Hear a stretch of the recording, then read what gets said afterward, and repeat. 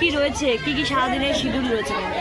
আজকে আমাদের 9 নম্বর BT road সরকারি আবাসনে ক্লাব শিল্পকর্মী আবাসিক সংহতির পরিচালনায় আজকে অনুষ্ঠান বসন্ত উৎসব 2026।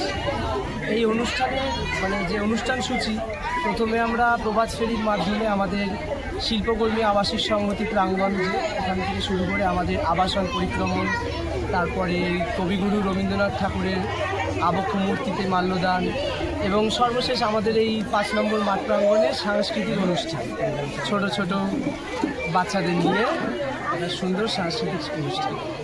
এখানে প্রতি বছরই কি কাজে?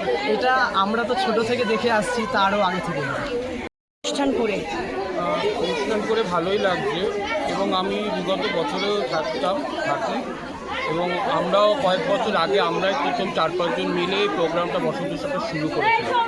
এটার আনন্দটা একটা আলাদাই আনন্দ। প্রতি বছরই কি এখানে আসাই হবে?